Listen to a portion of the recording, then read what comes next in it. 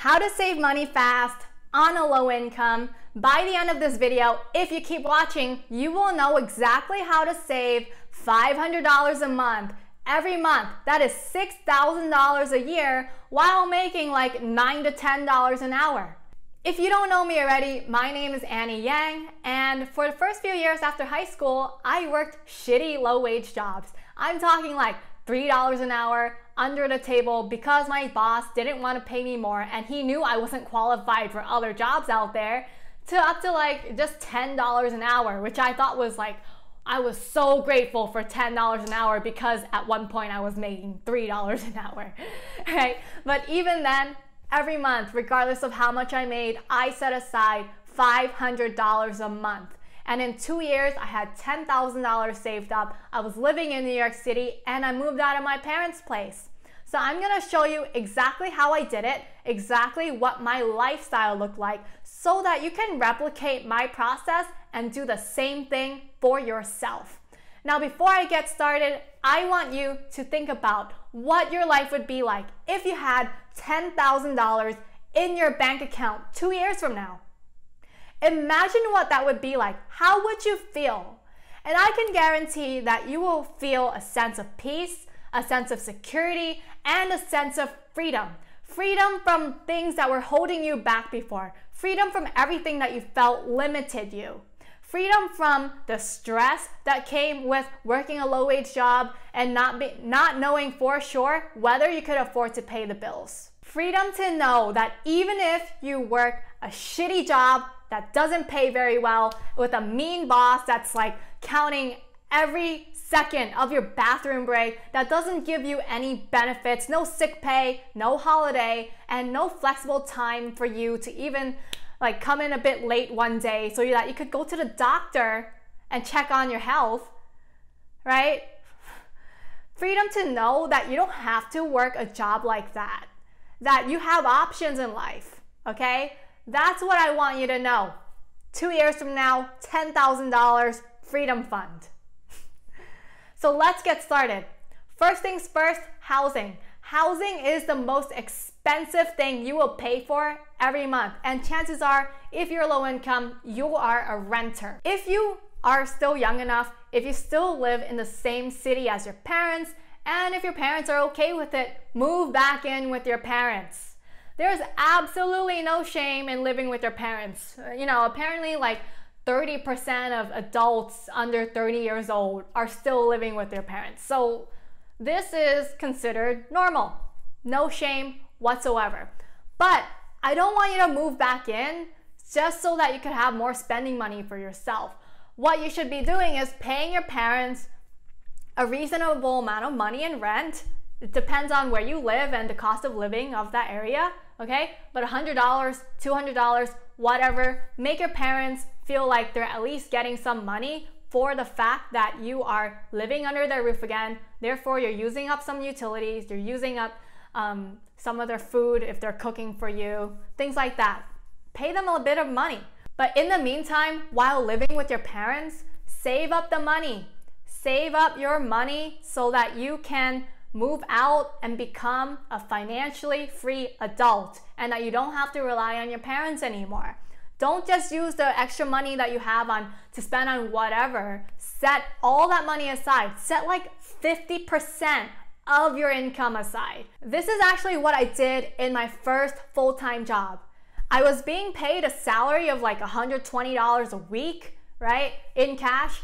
And if you did the math, I made like $3 an hour, and I gave like 9 massages a week, and I got to keep the tip, right? But I think in a whole month, I brought in like $1,000, and I was working full time. I brought in $1,000 a month because my boss underpaid me, thinking that I couldn't get a job anywhere else, so I just stuck with it, right? But $1,000. So what I did was I was living with my parents, but I saved $500 every month into a savings account, into my Freedom Fund.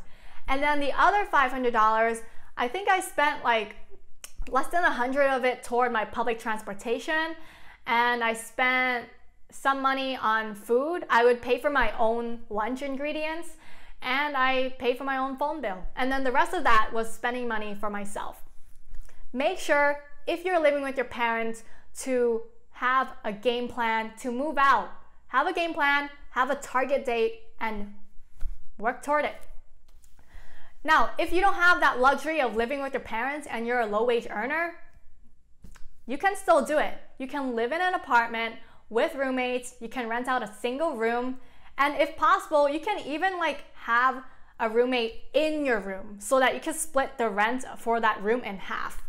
It depends on where you live though, because I think in New York City, the landlords are a bit more strict. In Boston, the landlords are a bit more strict, but in other parts of the country, like in Florida or in Texas, people are more lenient. So long as you pay the rent on time, it's okay. So if you're young enough to still do this, yeah, have a roommate in your room, not just like the rest of the apartment, but in your room. Another thing to consider is to rent the cheapest room possible. Yeah, I know, like, what? But you can't afford it, okay? You're a low-wage earner. You can't afford to have a fancy apartment. You can't afford to have a gigantic room. Chances are the cheapest room is gonna be the smallest room, but that's okay because that will also encourage you to buy less stuff. If you have a small room, you don't have that much room to put your stuff, right?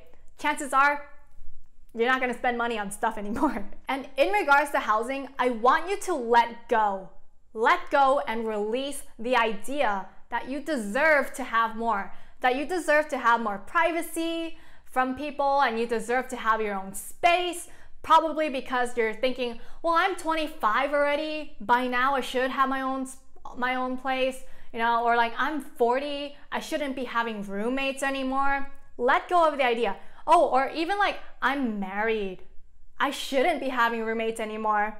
You could be married and you could still have a roommate. It's completely okay. In fact, next year, my significant other and I, we're gonna buy a condo, and I plan to buy maybe a 2-bed, and I plan to rent out the other bedroom so I could get help paying my mortgage. There's no shame, regardless of your circumstance, in having a roommate.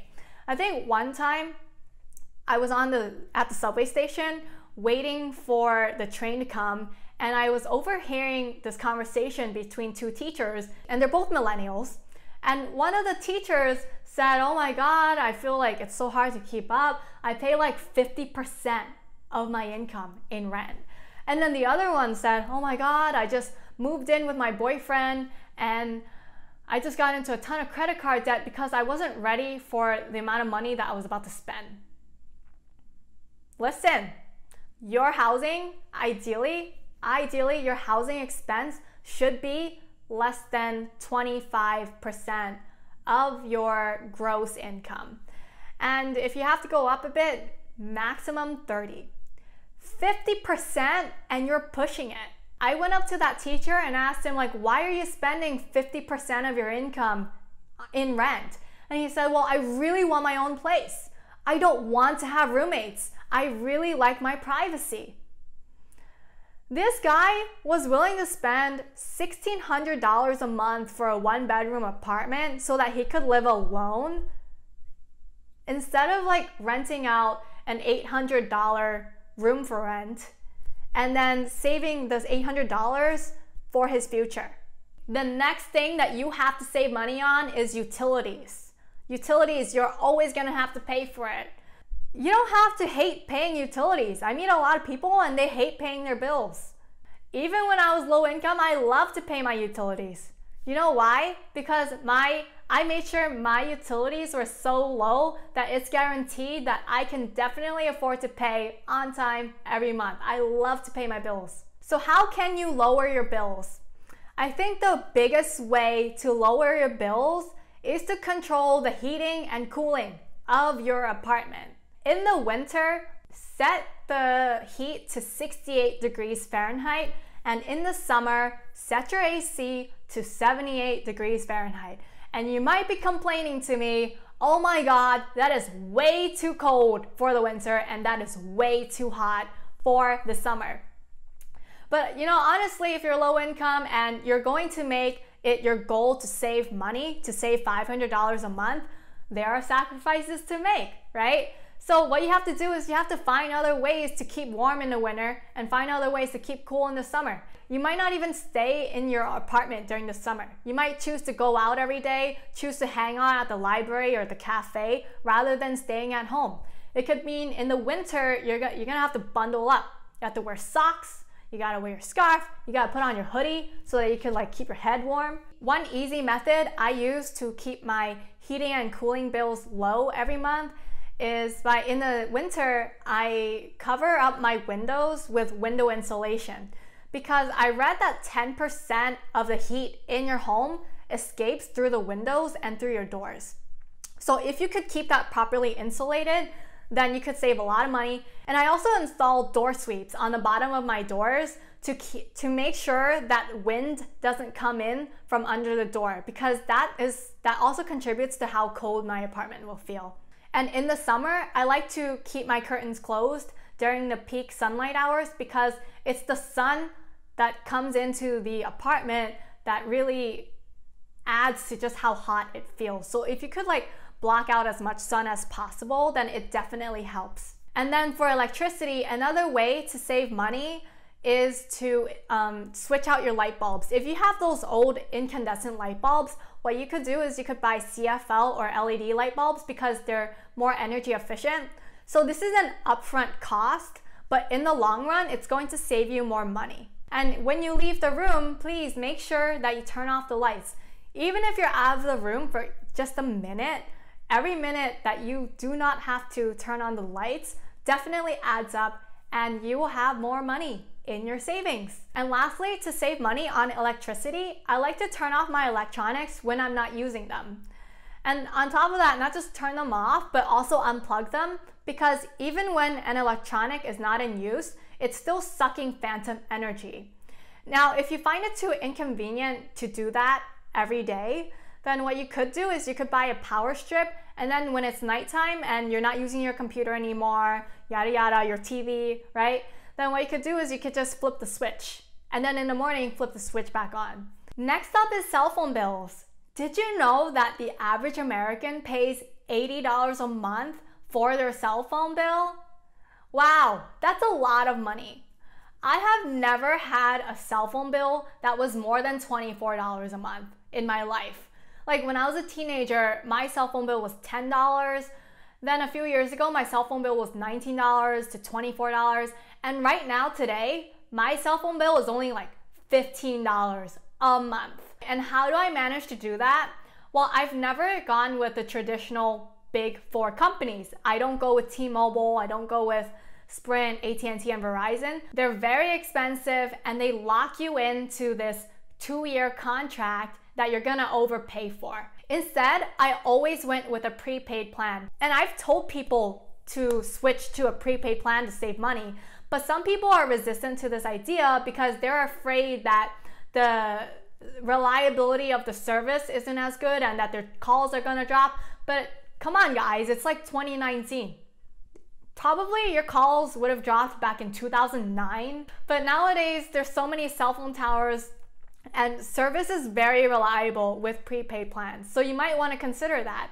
And I also love the idea of prepaid plans because if I find a better deal, I'm not locked into a contract right now. I'm free to switch to another plan with another provider next month if I'm not happy with the price I'm paying. Next up is internet. How to save money on internet. If you're one of those lucky folks and you live in an area, a neighborhood where you can pick from more than one internet service provider, shop around. Look at all the plans that are available and get the best plan for you, right? If you're not so lucky, you're limited to one and there's a monopoly where you live, just like where I live, there's a freaking monopoly, then you have the option of looking at the different plans and getting the cheapest one. That's what we did. We pay like $40 a month for our internet bill, and it is definitely enough for what we need.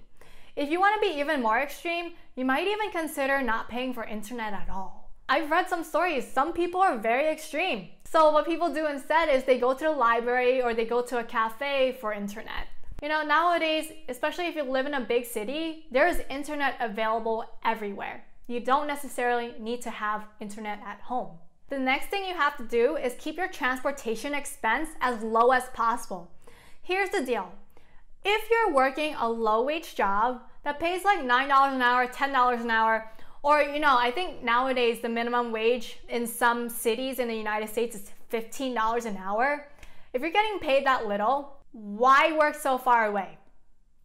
I know some people who make $15 an hour and they work a job that has a 1-hour commute each way. Why?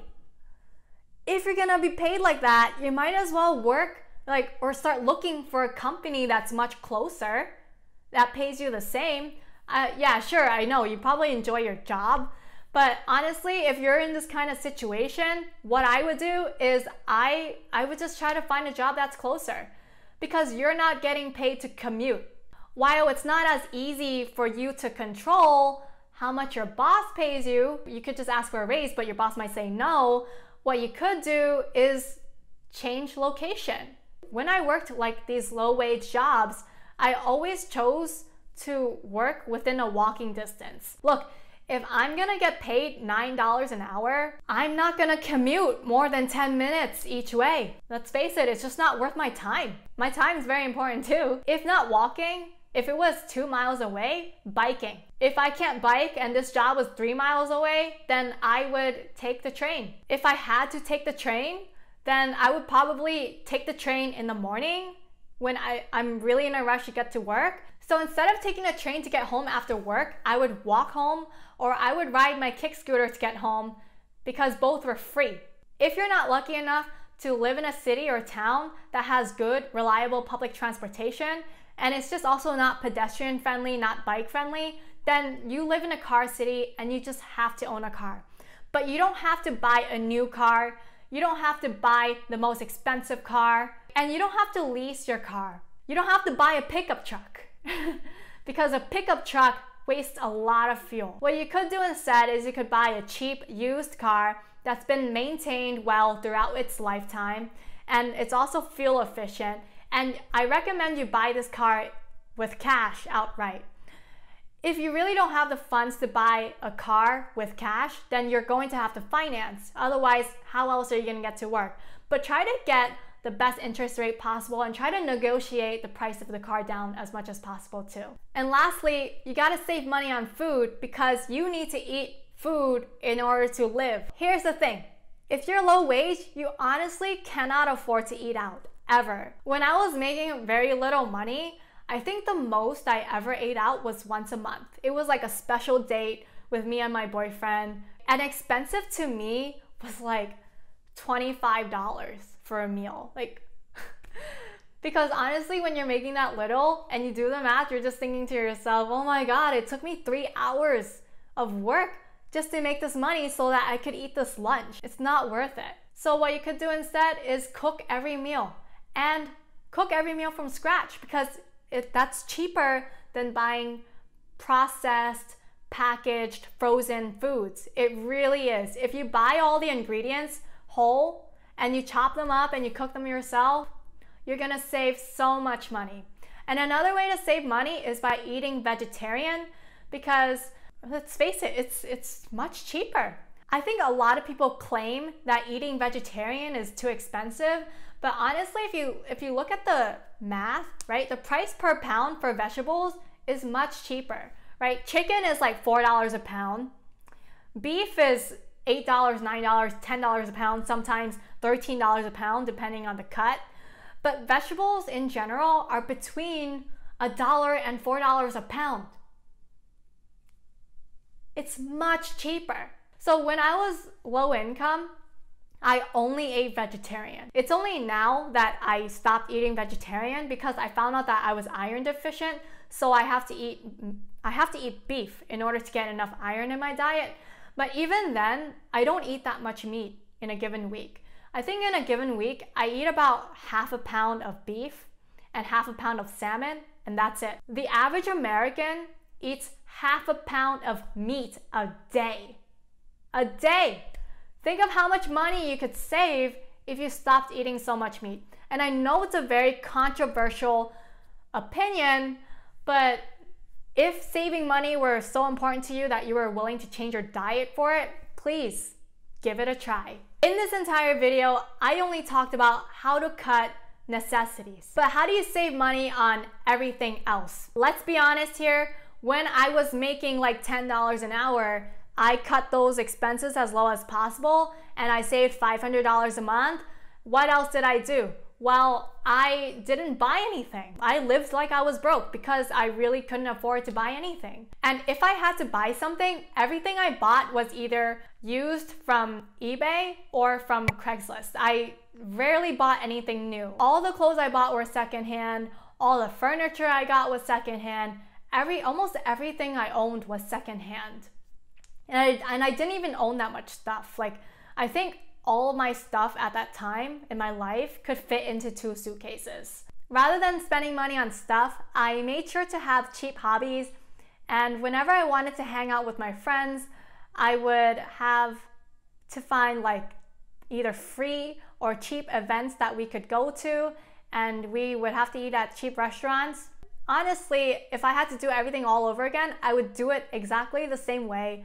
I have no regrets in living this very cheap, frugal lifestyle, and after a while it actually felt very comfortable because I got used to it. The human psychology is very interesting because regardless of the situation you're in, it can help you by adapting to a certain form of lifestyle.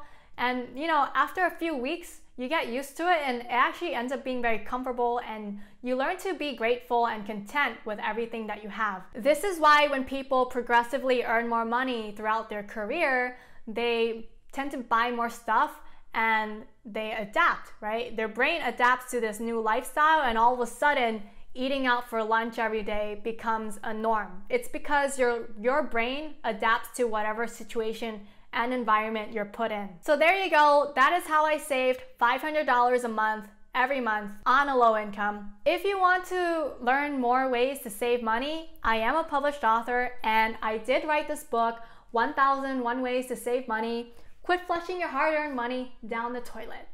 All right, you can check out this book on Amazon and you can buy it for $19.95, but if you wanted to save money, you can buy the Kindle version for only $9.99. If you like this video, please be sure to give me a thumbs up. Leave me a comment about how you plan to save money today. What is one thing that you can cut back on this month?